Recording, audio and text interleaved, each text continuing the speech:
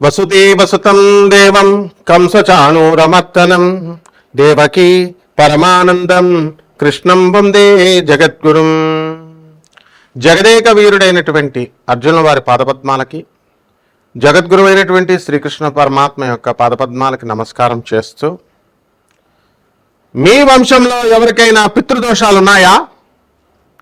మీరు ఎవరికైనా జాతకం చూపిస్తే పితృదోషాలు ఉన్నాయని మీకు ఎవరైనా చెప్పారా? మీ ఇంట్లో ఎవరైనా పెద్దవాళ్ళు, పిల్లలు మాయమైపోయారా? ఎక్కడికన్నా పారిపోయారా? ప్రేమ వివాహాలని చెప్పి ఎలూప్మెంట్లు జరిగినాయా?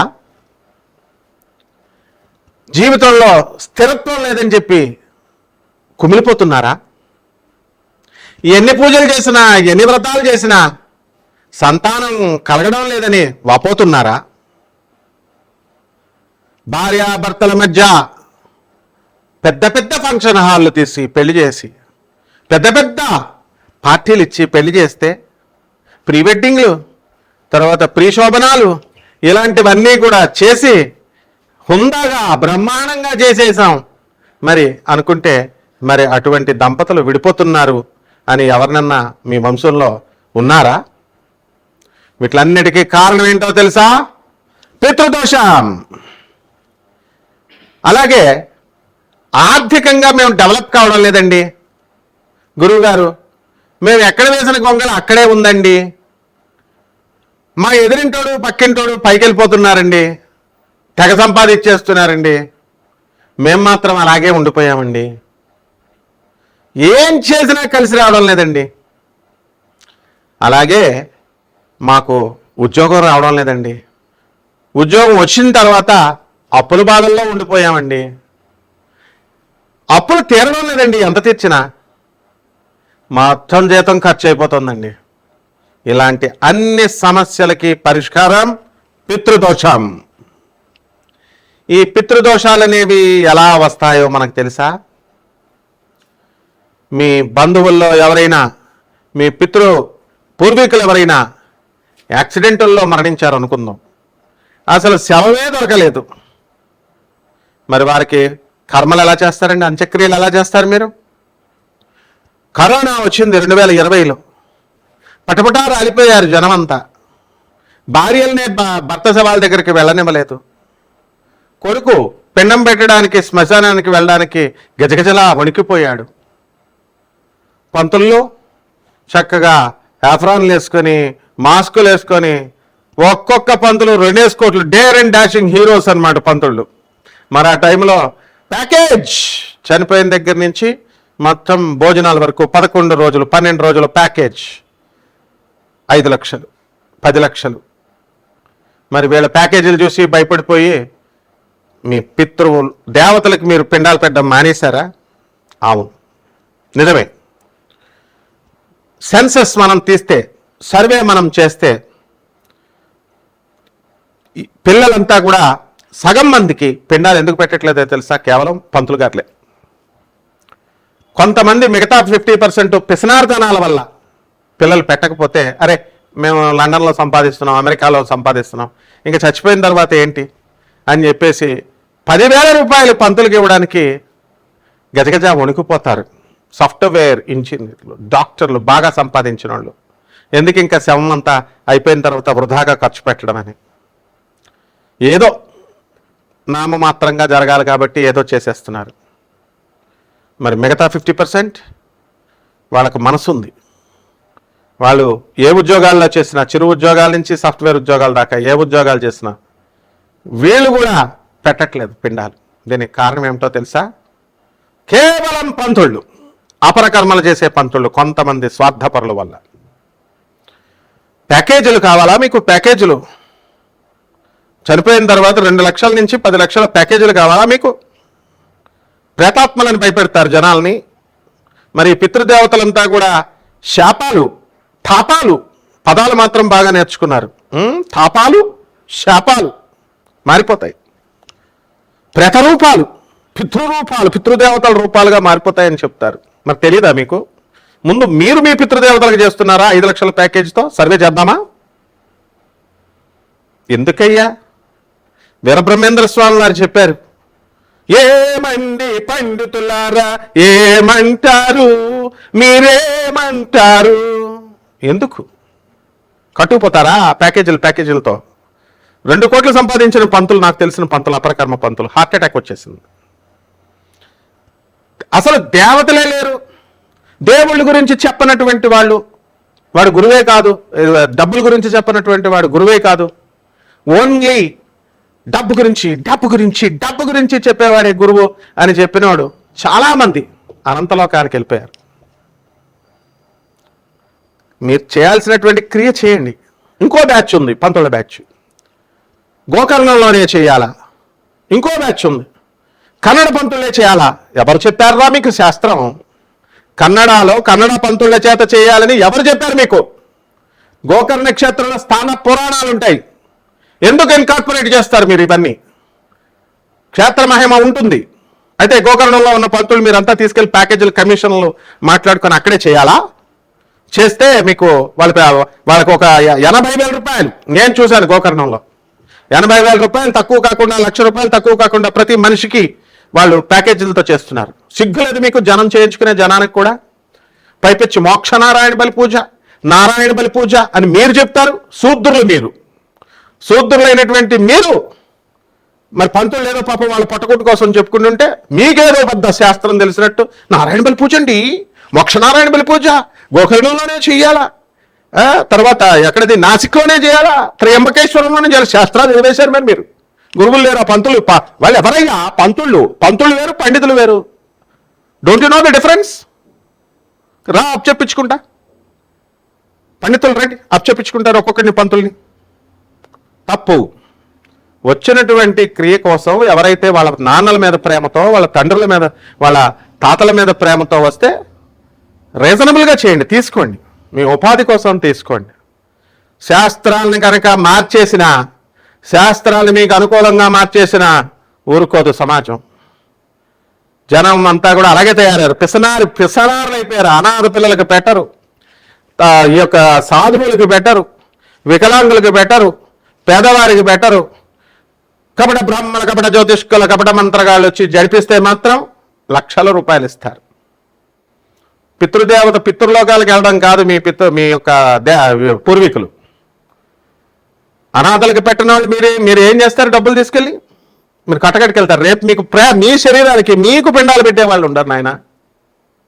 కఠినంగా చెప్పేవాడే నిజమైన గురువు. స్మూత్గా మెత్తగా నేను చెప్పగలను. మీ శ్రేయస్సు కోరేవాడిని కాబట్టి గట్టిగా చెప్తున్నాను. ఇవన్నీ కూడా ప్రేత కర్మలు, ప్రేత ఆత్మలు, ఇవన్నీ కూడా కర్మలు, ఇవన్నీ చేసుకోవాలి. శాస్త్రం చేసుకోమనే చెప్తోంది. అయితే డబ్బులు దొబ్బమని చెప్తుంది ఆ శాస్త్రం? 10 లక్షలు తీసుకోమని చెప్తుంది ఆ శాస్త్రం? గోకర్ణంలో చెప్పమని ఏ శాస్త్రం చెప్తుంది? పురాణాల గురించి చెప్పొద్దు నాకు. రీసెర్చ్ పేరుతో బోల్డ్ మంది చెప్తారు. రీసెర్చ్ మేము చేసామని. తాళప్రత గ్రంథాలు ఉంటాయి మా దగ్గర. ఆర్కియాలజికల్ డిపార్ట్మెంట్కి ఆన్ అఫీషియల్ డ్యూటీ వెళ్తాం మేము. ఏది ఇన్కార్పొరేటెడో, ఏది ఒరిజినల్లో, ఏది ఇన్కార్పొరేటెడ్ మా మధ్యలో కుదించారో తెలుసు నాకు. నేను ఒక ప్రొఫెసర్ని. ప్రజలంతా కూడా జాగ్రత్తగా ఈ యొక్క కర్మల్ని, పితృకర్మలు చేయాలి, పితృదేవతల రుణాలు తీర్చుకోవాలి. కేవలం పిండాలు పెడితేనే కాదు, కేవలం పేద ప్రజలకు మీరు చేస్తేనే పోతుంది పితృలోకాల నుంచి. అలాగే కేవలం అనాథ పిల్లలకి దానం చేసినంత మాత్రాన మీ ప్రేతాత్మలు, మీ పూర్వీకుల ప్రేతాత్మలు పితృలోకానికి వెళతాయి. సాధువులకి, అనాథ పిల్లలకి, వికలాంగులకి, అవసరాల్లో ఉన్న వాళ్ళకి సేవ చేస్తే మాత్రమే వెళ్తాయి పిండాలు. అంతేకాని పిండాలు గోధుమ పిండి పిసికేసి, బియ్యం పిండి పిసికేసి పంతులకు 2 లక్షలు 5 లక్షలు ఇచ్చేసి మంత్రాలు నమస్తే అస్తు భగవన్ విశ్వేశ్వరాయ మహాదేవాయ త్రియంబకాయ త్రిపురాగ్నికాలాయ కాలాగ్రరుద్రాయ నీలకంఠాయ మృత్యుంజయాయ సర్వేశ్వరాయ సదాశివాయ శ్రీమన్మహాదేవాయ నమః వెళ్ళిపోద్ది అనుకున్నారా? బీ కేర్ఫుల్, జాగ్రత్తగా చేయండి. అనాథలు వచ్చి అడిగినప్పుడు మీరు అసహించుకుంటారా? పేదవారు వచ్చి అడిగినప్పుడు మీరు విసుక్కుంటారా? మట్టి మసైపోతారనమాట. సాధువులు అడిగినప్పుడు మీరు విసుక్కుంటారా? పేదవారి అనాథలు. Be careful. ఎన్ని పితృకర్మలు చేసినా సరే మీకు సంతానము కలగదు, పైకి రారు. ఆ తర్వాత అనాథ సేవలు చేయనప్పుడు మీరు ఎందుకయ్యా? వాళ్ళు శాస్త్రాలు వక్రించి చెప్తారు. వాళ్ళు పిండాలు పెట్టేస్తే అని. క్రైస్తవులకు ఎలా వస్తుంది? పిండం పెడుతున్నారా క్రైస్తవులు? ముస్లిమ్స్ పిండాలు పెడుతున్నారా? అంటే హిందూ ధర్మశాస్త్రంలో మాత్రం గోకర్ణంలో వాళ్ళు చేస్తేనే వద్దా? యాక్సిడెంట్ చేస్తే ముస్లిం డాక్టర్ చేయడా? క్రిస్టియన్ డాక్టర్ చేయడా? సో కాస్త విజ్ఞప్తితో ఆలోచించండి. శంకరాచార్యులు వారు చెప్పారా? రామానుజాచార్యులు వారు చెప్పారు అనాథలకు చేయొద్దు, సాధువులకు చేయొద్దు, గోకర్ణంలో చేయండి అని చెప్పాడా శంకరాచార్యులు వారు? కాబట్టి ఇవన్నీ కూడా కపట బ్రహ్మల, కపట జ్యోతిష్కుల, కపట మంత్రగాల మాయాజాలం. మందమతులు శూద్రులు వాళ్ళ వెనకాలే వెళ్ళి బ్రహ్మలు చెప్పిందే నేను వింటా, బ్రహ్మలు చెప్పిందే వింటా, బ్రహ్మలు చెప్పిందే వింటా. విను, ఎవరొద్దన్నారు? పితృదేవతల పేరెత్తొద్దు, మళ్ళీ పితృదోషాల పేరెత్తొద్దు. మీకు గురువులు వద్దప్పుడు. మా బాబాయ్ గారు గణపతి శాస్త్రి గారు, సాబర్లకోట గణపతి శాస్త్రి గారు ఎందుకమ్మా ఎన్టీ రామారావు వచ్చేలా చేతులు కట్టుకునేవాడు మా ముందు. మరి ఎందుకు ఈ పితృదోషాల నుంచి ఏ విధంగా తప్పించుకోవాలి? గురువు ఆశీస్సులు ఉంటేనే, జగద్గురువుల ఆశీస్సులు ఉంటేనే పితృదోషాల నుంచి మీ పూర్వీకులు ట్రాన్స్ఫర్మ్ అవుతారు. నేను చెప్పిన డైలాగులు చెప్పేస్తున్నారు ప్రతి ఒక్కడు. Law of conservation of energy, sound waves, sound vibes, positive vibes, negative vibes మా తెలీదా? కాబట్టి ఈ యొక్క పితృదోషాల నుంచి ఎలా తప్పించుకోవాలా, ప్రేతశాపాన్ని, తాపశక్తిని, ప్రేతాత్మలుగా ఉన్నటువంటి వాళ్ళని పితృదేవతలుగా ఎలా మార్చాలి, వాటి యొక్క ప్రభావాలు ఈ 2025 సంవత్సరంలో మనకి ద్వాదశ రాశుల వారికి మనం ఒక సంవత్సరం గురించి చెప్పుకుంటే చాలే, అది ఎలా ఉంటాయి ద్వాదశ రాశుల వారికి విడివిడిగా మనం చెప్పుకుందాం. మేషరాశి వారికి మార్చి నెల 29వ తేదీన శని మనకి మేన రాశిలోకి వచ్చాడు. రాహువు శని ఇద్దరు కలిసి ఉన్నారు. మే 18, 2025 సంవత్సరాన మనకి కుంభరాశిలోకి రాహు వచ్చాడు. దీని కారణంగా ఈ మేషరాశి వారి అందరికీ కూడా పితృ దేవతలు కల్లోకి రావడం, చనిపోయిన వాళ్ళు తరచుగా కల్లోకి రావడం, నిద్ర సరిగ్గా పట్టకపోవడం, ఉలిక్కిపడి లేవడం, ఇలాంటివన్నీ కూడా ఈ మేషరాశి వారికి జరిగినాయి. మొన్న మే 18 తర్వాత ఈ దుస్వప్నాలు అనేటటువంటివి కొంచెం దూరంగా జరిగినాయి. వ్యాపారాల మీద కాన్సన్ట్రేషన్లు అనేటటువంటివి చేయడం జరుగుతోంది. వృత్తి, వ్యాపార, ఉద్యోగ విషయాలు ఎలాగున్నా నా తండ్రి అంటే నాకు చాలా ఇష్టం అండి, నా తండ్రి అన్నలు నన్ను ఆస్తిలో మోసం చేశారండి, అయినప్పటికీ కూడా నేను వాళ్ళ మీద కక్ష పెట్టుకోవడం లేదండి, నాకు చాలా మా నాన్న అంటే చాలా ఇష్టం అండి అంటూ మేషరాశిలో ఒకడు బుర్ర తింటూ ఉన్నాడు. అంటే శాంపుల్ చూపిస్తాం, ఒక్కొక్క రాశి వాడికి ఒక్కొక్కటి ఎలా ఉంటుంది అనేది.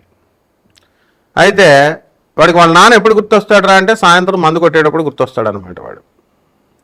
ఆ తర్వాత ఇంకా తండ్రి గుర్తుకురాడు, అన్న గుర్తుకురాడు. వాళ్ళ అన్న తండ్రి ఇద్దరూ కలిసి ఆయన మోసం చేశారంట, ఇవ్వాల్సినటువంటి ఆస్తి ఇవ్వకుండా. ఇది వీడు చెప్పే కథనం. ఇలా ఉందా నీ సంగతి చెప్తానుండని నేనే వీరబ్రహ్మేంద్ర స్వామి ఆత్మని, నేనే నా పేరు కాలజ్ఞానంలో ఉంది అని చెప్పిన ఒక పెద్ద మనిషికి తగిలిచ్చేశాను. అమెరికాలో ఎన్ఆర్ఐ, ఐఎమ్ ఎన్ఆర్ఐ, నేను ఆటా, టాటా, ఠానా అలాంటి సభలు నేను స్టార్ట్ చేస్తున్నాను అని చెప్పి మన బీజేపీ ఎమ్మెల్యే గారు ఓవైసీ మీద పోటీ పడిన మాధవీలత దగ్గరికి పంపించా. 30 ఎకరాలు ప్రైవేట్గా ల్యాండ్ లీజుకి ఇస్తాను, నువ్వు పెట్టుకో, గోశాల పెట్టేసుకో అని ప్లాన్ చేసేసుకున్నారు. వెంకయ్యనాయుడు గారి దగ్గరికి పంపించాం. వెంకయ్యనాయుడు గారి దగ్గరికి వెళ్ళి స్వర్ణాంధ్రప్రదేశ్ ట్రస్ట్లో నేను ఇలా డెవలప్మెంట్ చేద్దాం, స్కిల్ ఆర్గనైజేషన్స్ ఇంకా ఎక్స్పాండ్ చేద్దాం అని చెప్పి వచ్చాడు. అలాగే చక్కగా ఈ యొక్క వెంకయ్యనాయుడు గారు అయిపోయారు, మాధవీలత గారు అయిపోయారు. ఇక గోయంకా మా మిత్రుడైనటువంటి food fats fertilizers limited Goenka managing director, అతని దగ్గరికి వెళ్ళాడు. గోశాలలో పెడదామండి, ఆవు పిడకలు పెడదామండి, గోవులు ఇది చేద్దామండి అని.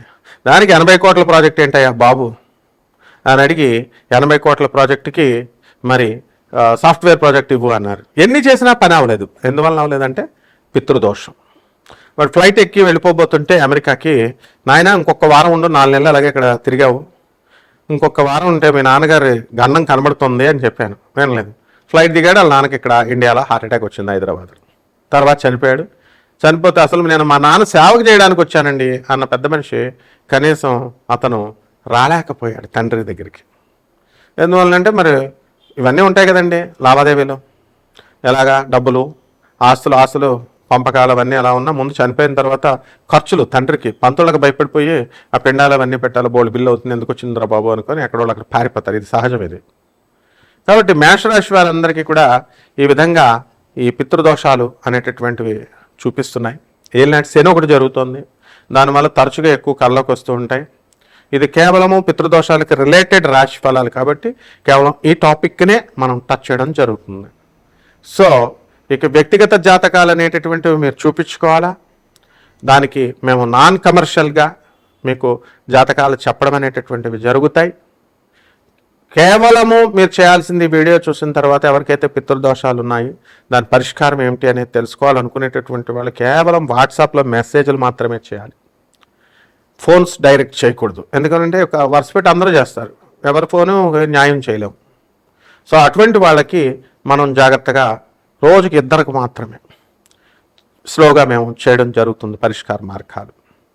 అందువలన తప్పకుండా మీ పితృ దోషాల నుంచి తప్పించుకోవడానికి మేము పరిష్కార మార్గం చెబుతాము. ఎవరైతే రాత్రి 9 తర్వాత మీరు ఫోన్లో వాట్సాప్లో అవన్నీ కూడా పెట్టకూడదు కూడా. చాలామంది రిలాక్స్డ్గా తాగుతూ కూర్చొని గురువుగారు మరి మాకు ఎలా జరిగిందండి, అలా జరిగిందండి, కామెంట్స్ ఆఫ్ చేశారండి, ఇట్లాంటివన్నీ నా దగ్గర దొబ్బవు. Just to really poor people ఎవరైతే ఉన్నారో అటువంటి వాళ్ళకి నాకు సలహాలు ఇవ్వడానికి కాదు అందులో నెంబర్ పెట్టింది.